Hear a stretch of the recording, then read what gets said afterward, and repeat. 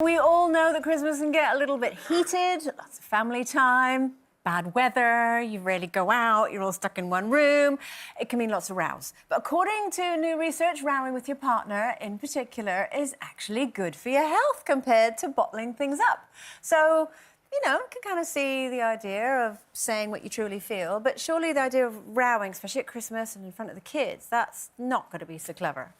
Well, I don't particularly like rowing in front of the kids. I don't think that's healthy. You know, when I was younger, if I heard anyone, but especially adults, having a row, whether it was older sisters with boyfriends or my mum and dad, it did affect me. I hated it. It scared me as a kid. Yeah. And I've grown up not liking rowing. Now, I'm not saying that you should I don't think you should bottle everything in, but for me, it's about discussing something. So if someone starts shouting at me, I will always say, listen, when you've calmed down, we'll come back and we'll discuss it. Because we're not, you know, if you're screaming and shouting at each other, you're not listening. Nobody's listening. You're both trying to get your point across.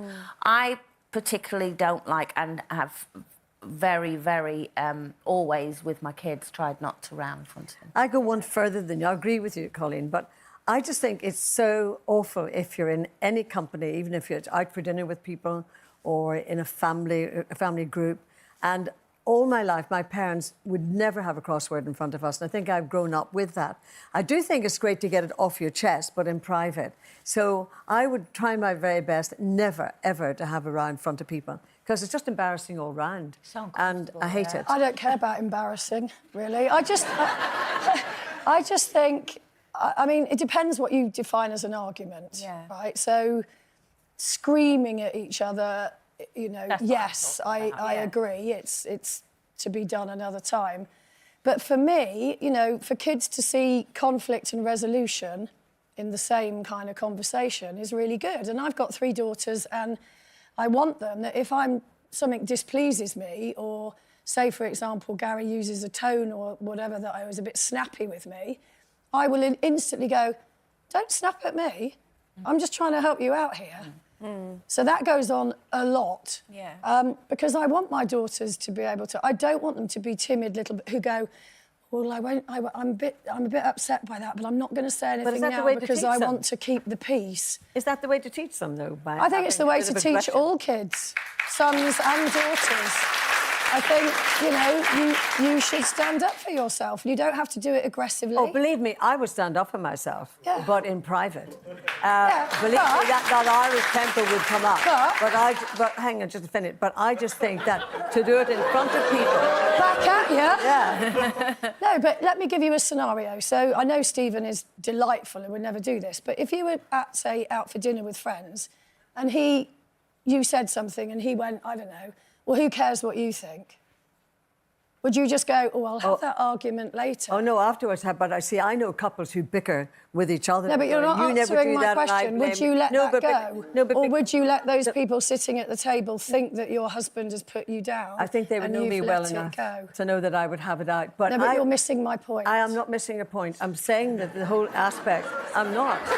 Because when I'm in company, and I know couples who just bicker like that all the time in front of us, I hate it. No, I'm not saying all the time. I'm just saying. OK, I'm really uncomfortable now. And thank you, 2 of you, for playing that out so beautifully. That was great. That was great. I'm not saying all the time. I'm just saying, just stand up for yourself. Well, we also asked you at home, would you row in front of your kids, or do you row in front of your kids? 56% say no. 44% said yes, obviously. Vicky says we do argue in front of the kids. They have to see that adults don't always get on, and sometimes they do things that upset others. As long as they see that we've made friends afterwards, then that's OK. And you have to define argument and difference of opinion. Yeah. Or a debate, you know. A lot of people go, oh, I don't want to argue. And you think, well, no, I'm not having an argument. I just have a difference of opinion. Yeah. Difference of opinion that is challenged is to be encouraged. And that's why this show is so brilliant. Because, you know, we get asked this all the time. Oh, surely, you know, that you must fall out. Like, you 2 have just had a different opinion on something. Debate, though. It's a debate, exactly. And you know... At least they're not sulking. Sulking is even worse. Sulking. I know. See, Jane puts up this hard exterior sometimes, but underneath it, you're like putty. I don't put up a hard exterior. Sometimes you do. Oh. Oh, I feel another row coming on. Move on.